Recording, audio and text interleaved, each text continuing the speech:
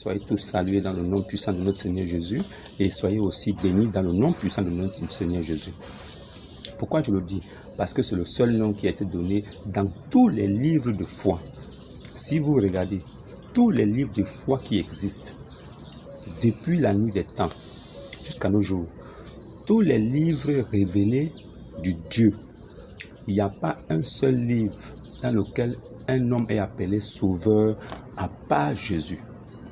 C'est Dieu qui porte l'attribut de sauveur. Mais Jésus-Christ porte cet attribut. Qu'est-ce que vous ne comprenez pas? Si Dieu est sauveur et que Jésus lui-même aussi porte l'attribut de sauveur, car c'est lui qui sauvera son peuple, alors nous pouvons dire avec affirmation, avec certitude et exactitude que le seul nom qui peut sauver, c'est celui de Jésus-Christ. Il est le grand Dieu tout-puissant, manifesté en chair sur la terre. Celui qui ne croit pas en ça, il ne croit pas en Jésus. Alors, si quelqu'un me dit qu'il croit en Jésus, il doit être capable de croire que Dieu s'est manifesté en chair sur la terre. Dans le cas contraire, cet homme ne croit pas en Jésus. C'est un mécréant. Alors, chers abonnés, ceux qui sont abonnés, c'est déjà bien. Et ceux qui ne le sont pas encore, abonnez-vous, likez, partagez aussi à vos frères qui cherchent la vérité, ceux qui sont à la recherche de la vérité. Car la vérité se trouve dans les Saintes Écritures. Vous ne trouverez la vérité nulle part que dans les Saintes Écritures. Alors, aujourd'hui, j'aimerais m'attarder sur quelque chose qui va attirer votre attention aussi. Puisque cela a attiré mon attention, alors je suis conscient et je sais que cela attirera aussi votre attention. Pourquoi? Parce que avant de juger, puisque nous les chrétiens, les authentiques chrétiens, les véritables chrétiens de Dieu, les véritables fils de Dieu, de lumière, nous savons que nous avons le droit de juger. Alors, si quelqu'un vous dit qu'un chrétien n'a pas le droit de juger, celui qui vous le dit, c'est un païen. Ce n'est pas un chrétien. Parce que le chrétien connaît sa place auprès du Père. Le chrétien connaît le rôle qu'il a à jouer auprès de Dieu. Le chrétien connaît qui il est devant Christ. Alors, lui, il sait qu'il a le droit de juger. Maintenant, si quelqu'un vous dit, vous n'avez pas, ne jugez pas, ne jugez point. Oh non, vous n'avez pas le droit de juger. Est-ce que vous... Non. Si quelqu'un vous le dit, ce n'est pas un chrétien. Je pèse mes mots. Je dis, si quelqu'un vous dit que vous n'avez pas le droit de juger en tant que chrétien, ce n'est pas un chrétien qui est devant vous. Ce n'est pas votre prochain.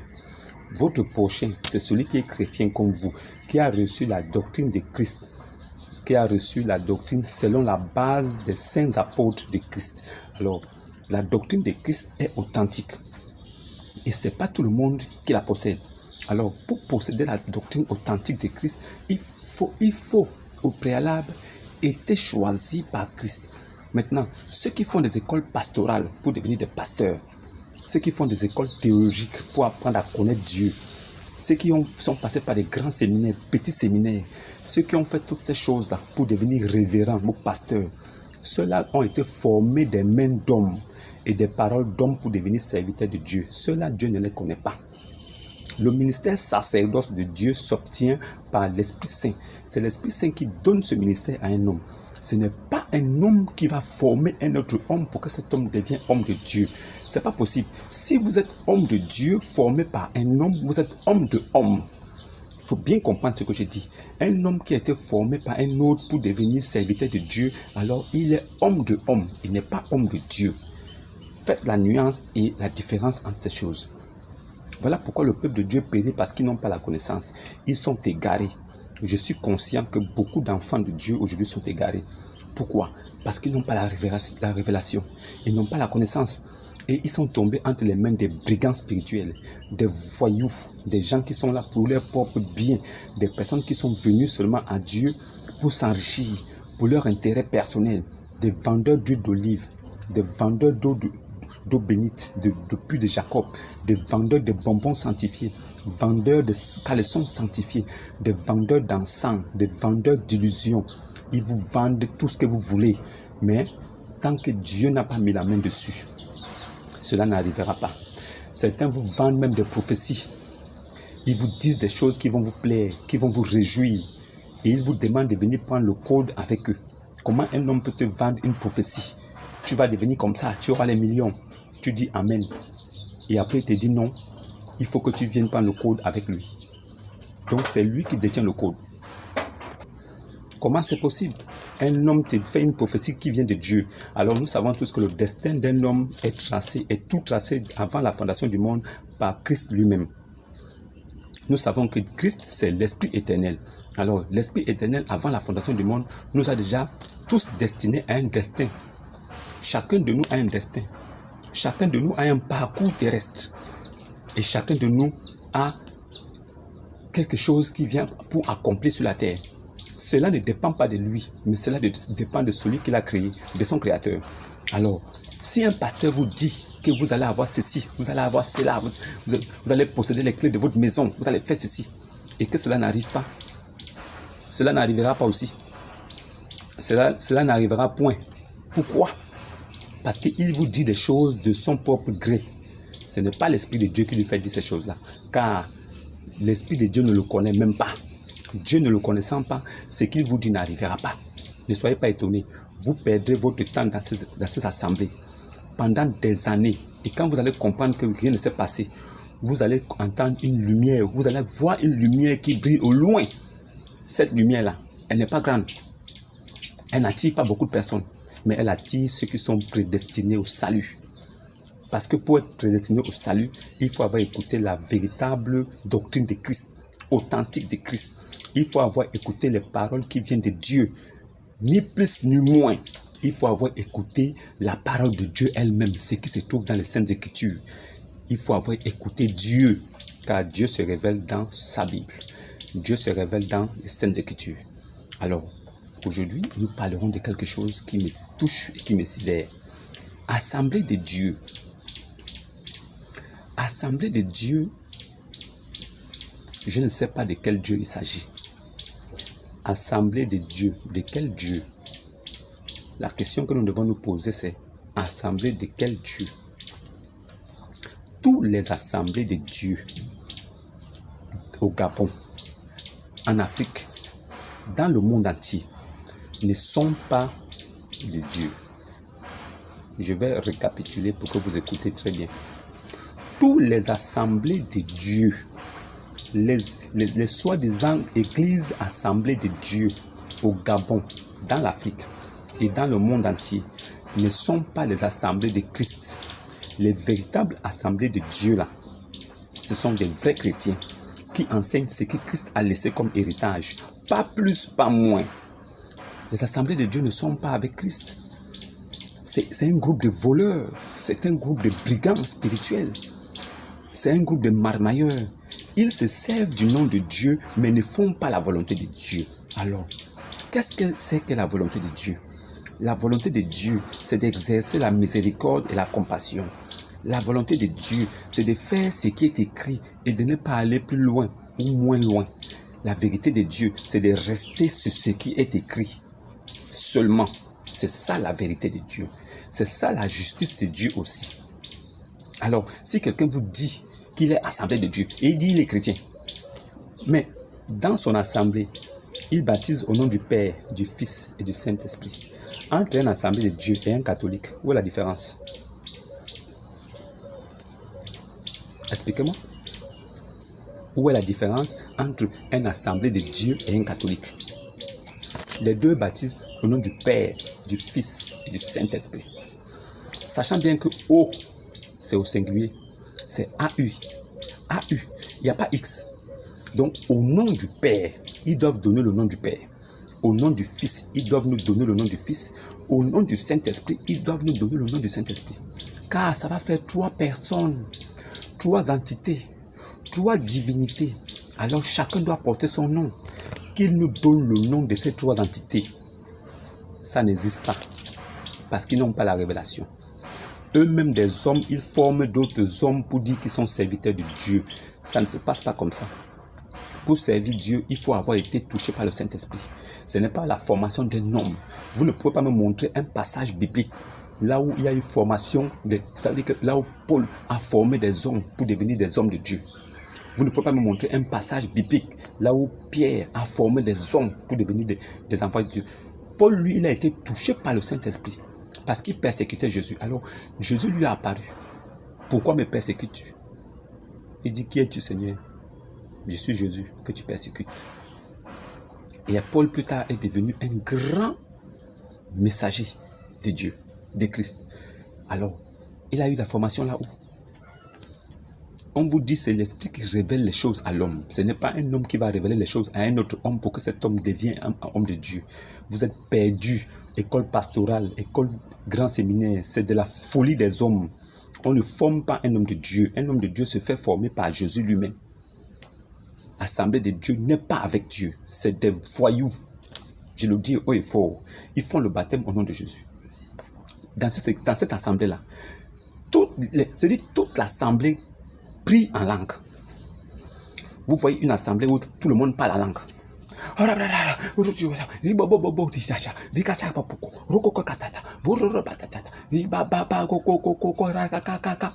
Bon, ok, d'accord. Le pasteur, il parle en langue.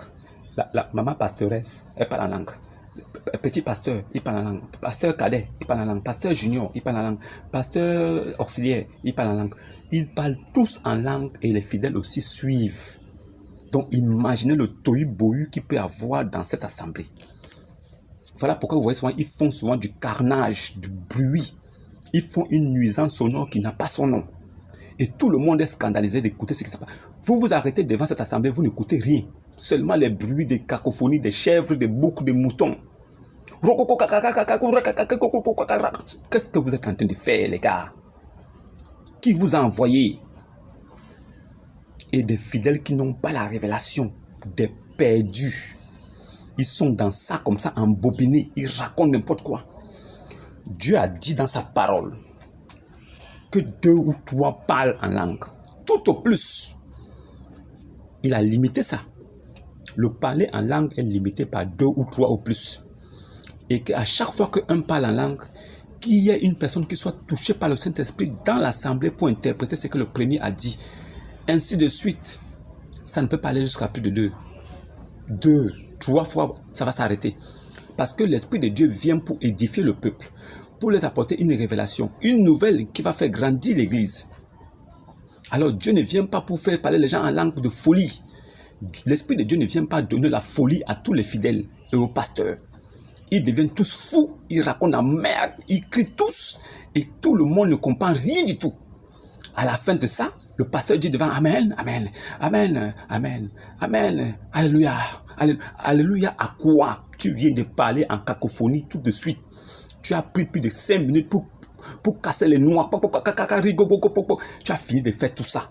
Dis-nous, donne-nous la révélation de Dieu cachée dans ce que tu viens de parler. Ce n'est pas l'homme de Dieu qui doit parler après avoir parlé en langue. Ce n'est pas lui qui doit interpréter. Alors, dans une assemblée là où le Saint-Esprit est là, quand l'homme de Dieu finit de parler en langue, il y a forcément un fidèle qui est saisi et lui, il donne la révélation en langue audible à ceux qui n'ont rien compris. Pour que la révélation soit connue de toute l'Église et pour que les hommes de Dieu soient tous édifiés sur quelque chose. Alors, l'Assemblée de Dieu fait ce scandale. Ce scandale est reconnu dans l'Assemblée de Dieu. Les églises qui sont Assemblées de Dieu ne sont pas avec Dieu. Alors, tout le monde parle en langue. Tout le monde veut prouver à son prochain qu'il parle en langue. Tout le monde veut prouver au pasteur qu'il parle en langue. Tout le monde veut prouver à son conjoint, à celui qui est à côté de lui, que lui, il est bien plus inspiré avec le Saint-Esprit que les autres. Lui, il veut montrer à tout le monde que c'est lui le meilleur parleur en langue. Il va parler plus que tout le monde, après il va tomber. Certains tombent, certains se roulent au sol. Certains se laissent tomber. Tout ça pour prouver qu'ils sont saisis. Alors, est-ce que l'Esprit de Dieu est un catcheur? Est-ce que le Saint-Esprit est un catcheur? Est-ce que le Saint-Esprit est un bagarreur de rue? Est-ce que le Saint-Esprit, quand il saisit son enfant, il le fait tomber avec une prise? Vous avez vu ça où? Ça existe dans quelle Bible? Quelles sont les Écritures saintes qui prouvent, qui nous montrent ça? Donnez-nous un verset là où le Saint-Esprit a touché des hommes et ils sont tombés, ils ont commencé à crier comme des chèvres. Assemblée de Dieu, donnez-nous des versets là où le Saint-Esprit a saisi toute une assemblée et tous commençaient à parler en langue et à se taper au sol. On vous dit parler en langue, vous ne comprenez pas. Le parler en langue a été régulé dans les Saintes Écritures. Nous savons comment le parler en langue doit se faire. Ce n'est pas le cas dans les assemblées de Dieu. Mais vous restez dans ça. Vous pensez obtenir quoi là-bas? Vous êtes dans les assemblées des hommes. En fait, c'est les assemblées des hommes. avec des doctrines des hommes et des méthodes des hommes. Ça n'a rien de spirituel. Si vous restez là-bas, c'est bien. En fait, vous êtes dans une assemblée qui vous plaît. C'est comme une tontine. C'est un endroit où vous vous trouvez entre vous-même des maudits, entre vous-même des païens qui n'avaient rien à voir avec Dieu. Ce n'est pas spirituel. C'est une affaire charnelle. Alors, assemblée de Dieu là, n'est pas avec Dieu. Pourquoi je le dis? Jésus-Christ a dit dans sa parole, pourquoi m'appelez-vous Seigneur, mais vous ne faites pas ce que je dis? Assemblée de Dieu.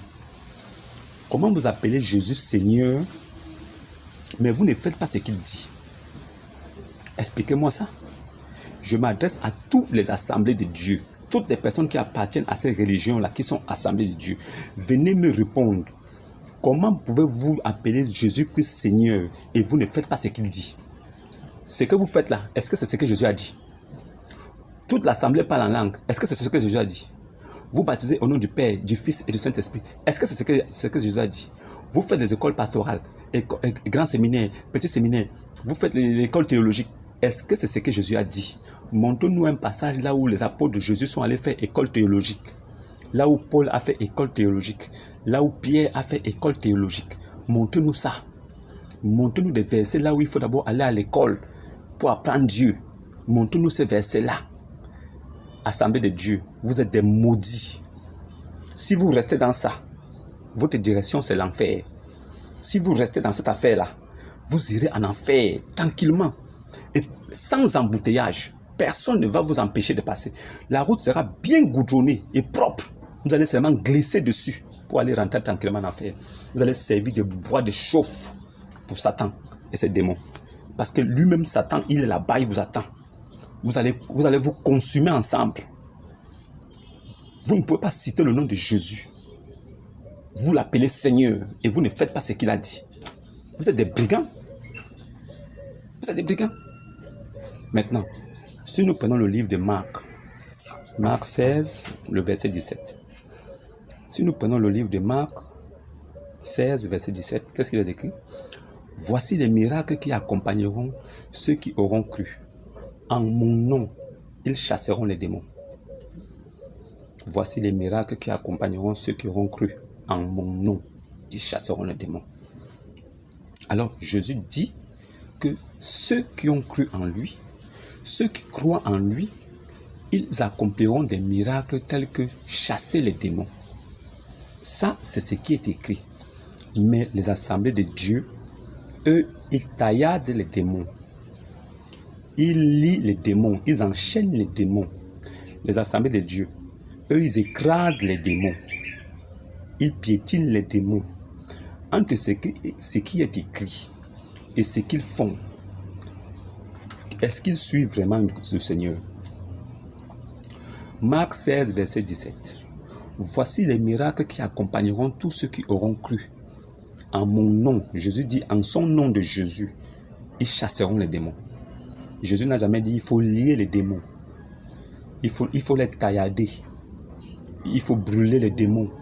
Ça n'existe nulle part. Voilà la raison pour laquelle je dis que les assemblées de Dieu ne sont pas avec Jésus. Ils sont une assemblée des hommes pour leur propre business. C'est le Jésus business. C'est un Jésus business qu'ils font. Ça n'a rien à voir avec les Saintes Écritures.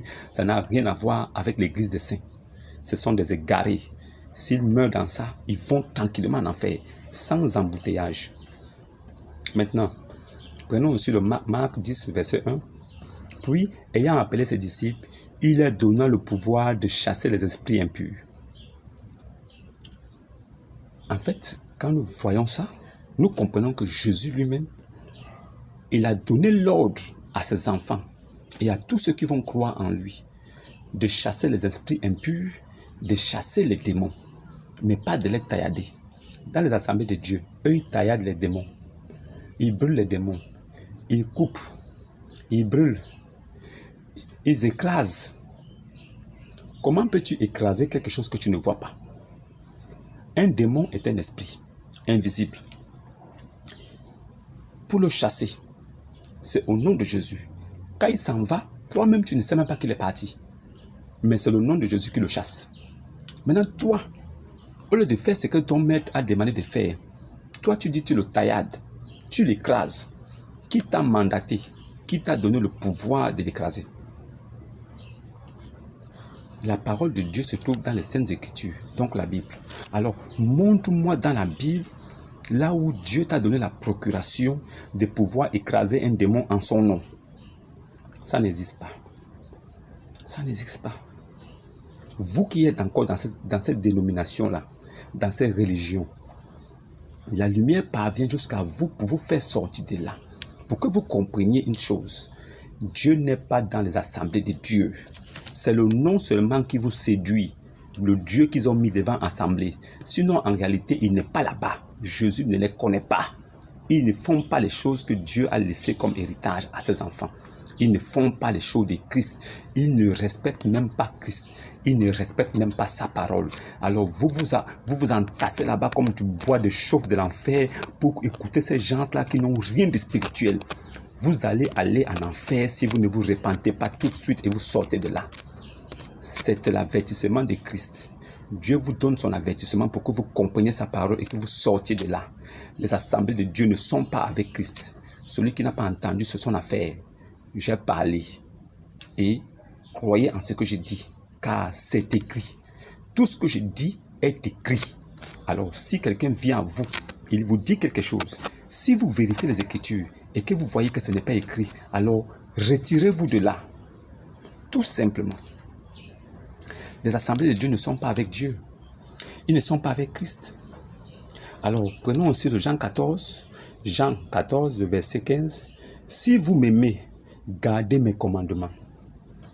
Je vais garder ce verset pour la fin. Pourquoi? Pour que vous sachiez une chose. Si quelqu'un dit qu'il vient de la part de Christ, il doit pouvoir faire les choses de Christ. Il doit pouvoir dire les paroles de Christ. Il doit s'arrêter au niveau où Christ s'est arrêté.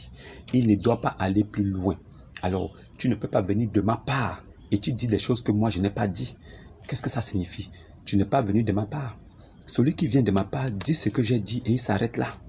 Alors, si toi tu viens d'une autre personne, voilà pourquoi tu dis des choses que je n'ai pas dites. Si vous m'aimez, Jean 14, verset 15, si vous m'aimez, gardez mes commandements. Quels sont les commandements de Dieu? Dieu a dit, vous chasserez les démons à mon nom. Il n'a pas dit, vous écraserez les démons à mon nom. Assemblée de Dieu, c'est des maudits. C'est des vendus. Ils n'ont rien de spirituel. Et vous suivez ces gens-là. Vous allez aller en enfer. Tranquillement. Et Jean 21 aussi dit quoi? Celui qui a mes commandements et qui les garde, c'est lui qui m'aime. Celui qui a mes commandements et qui les garde, c'est lui qui m'aime. Et Matthieu 10, le verset 8 dit quoi? Guérissez les malades, ressuscitez les morts, purifiez les lépreux. Ça ne s'arrête pas là. Chassez les démons. Nous venons toujours à chasser les démons. Chasser les démons, toujours chasser. Alors, maintenant vous sortez d'où avec votre affaire de taillader? D'où vous sortez avec votre affaire d'écraser les démons? C'est Dieu que vous servez là-bas? Vous êtes sûr? Non. Moi, je vous le dis. En vérité, je sais que vous n'êtes pas de Dieu. Assemblée des hommes, vous n'êtes pas assemblée de Dieu. Voilà pourquoi je tenais à vous le dire aujourd'hui, pour que vous sachiez que si vous êtes dans cette assemblée, repentez-vous et sortez de là, car Dieu ne vous connaît pas. Jésus lui-même ne vous connaît pas. Faites attention à vous, car le salut de l'âme est personnel. Alors ne suivez pas des gens parce que papa est là-bas, maman est là-bas. Ne suivez pas des gens parce que c'est le buzz ou bien vous vous sentez bien là-bas. Ce n'est pas une affaire de se sentir bien, c'est une affaire de connaître la vérité. Si vous connaissez la vérité va vous affranchir. Alors si la vérité vous affranchit, vous serez réellement libre. Et si vous devenez libre, vous serez comme votre Dieu. Vous serez comme votre Christ, vous serez esprit libre. Parce que l'esprit de Dieu, c'est la liberté. Celui qui a la liberté sort des joutes sataniques, sort de l'esclavage pour devenir véritable enfant de Dieu. Alors, sortez de l'esclavage de ces religions et devenez véritable enfant de Dieu, fils de Dieu, parce que ce n'est qu'en étant fils de Dieu que vous pouvez hériter de la vie éternelle. Celui qui n'est pas fils de Dieu, c'est celui qui ne garde pas les commandements de Dieu, c'est celui qui ne respecte pas Dieu et qui ne le connaît pas. Alors, si vous voulez être véritablement enfant de Dieu, vous devez connaître votre Dieu et connaître ce qu'il attend de vous. Respectez ses commandements, car c'est celui qui respecte ses commandements qui l'aime vraiment. Shalom, shalom et à demain.